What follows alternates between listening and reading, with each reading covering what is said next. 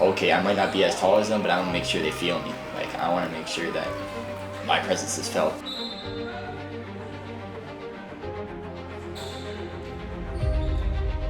I feel like I've had the ball in my hands literally since birth.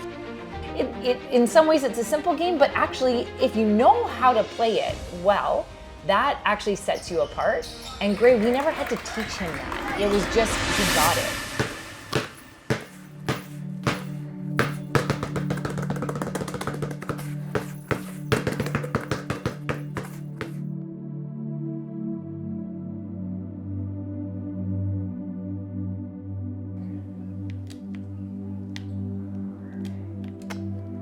He's on the court, and if he ever gets like, you know, a foul or even a technical foul, and I'm like, and most of the time the parents that will play with, they'll be like, they can't give that to Gray. Gray would never say that. I love that.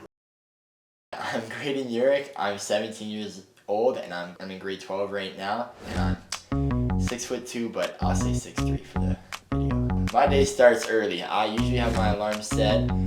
5 a.m. is the first one. I don't even hear that one. And then Mom walks in at 5:30. That's what wakes me up.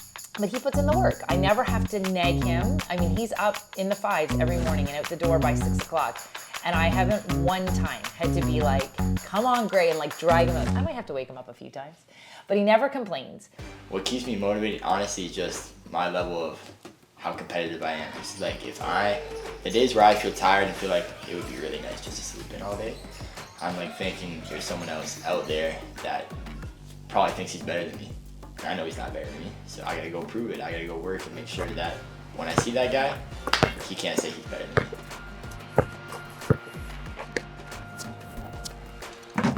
Our family loves basketball. We have watched basketball. Actually, I love basketball from when I was a little kid. My room was covered in Michael Jordan posters, and I managed to marry a guy who came to North America to play basketball. Score.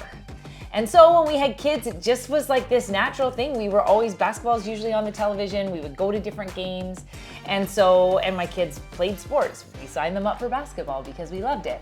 But Gray never put down the basketball. So even when he was little, our basement is unfinished in a portion of it, and he had a small basketball and he would dribble for hours. If you couldn't find Graydon, he was in the basement dribbling, and you could hear the pounding of the basketball, but he got really good handles at a young age. And so we signed him up for House League, and he started playing then, and kind of we never looked back. It was all of the time. Basketball is probably my favorite thing, and it always has been my favorite thing. And a lot of it, I'm very competitive, so I love just the challenge and like just competing with others. But the thing I would say that really brought it to me personally was my dad, for sure. The way, first of all, he was so tall, so I was like, dang, this guy's all the way up there. I gotta try to compete with him, even though he's like at the rim, like this is not fair. But I like doing that, and then also just watching it. Steph Curry makes everything better. Like he's like an artist. I don't even want to call him an athlete. When he does that, it literally just changes your mind on what you're watching. So it got me addicted to the sport, watching Steph Curry play basketball. Basketball was always his love, and wanted to be a point guard and was obsessed with Steph Curry. And so that kind of, ruled everything in his kind of sports dream life. And we kept hoping that he could grow too. 1, 2, From when I was born with a cleft lip and palate. So basically my lip was like attached to my nose, and a bunch of other stuff. Like I didn't even have a roof in my mouth when I was born. Like basically my face needed a bunch of surgery. So it happened, got a bunch of scars. The latest one, I think I still got one more on the docket coming up soon, but the latest one was a while ago, and that's when 6 weeks, literally nothing. You couldn't run. I couldn't eat solid food for probably 3 of those 6 weeks. This is where all the training started for me, in this basement, when I was this tall, just doing crossovers through the legs, watching YouTube videos on how to get a better handle every day. Spent a lot of time down here, and now it is, I can have other places to train. It's a little bit messier than it used to be.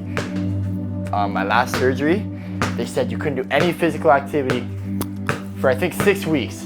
I was like, this sounds like torture. So I had this arcade basketball hoop, like the double hoop, and I would shoot on it all day. They said, nope, you couldn't even do that. If the ball bounces back and you hit you, it could ruin it. So what I would do, I would put on a hockey helmet, goalie mask, put it on, then I would just get shots up upstairs in the arcade basketball hoop, and if I would dribble, hockey helmet back on, doing dribbling for those 6 weeks. And that was a crazy time for sure, and it's cool to see how far I've come and how I still love the game as much as I do.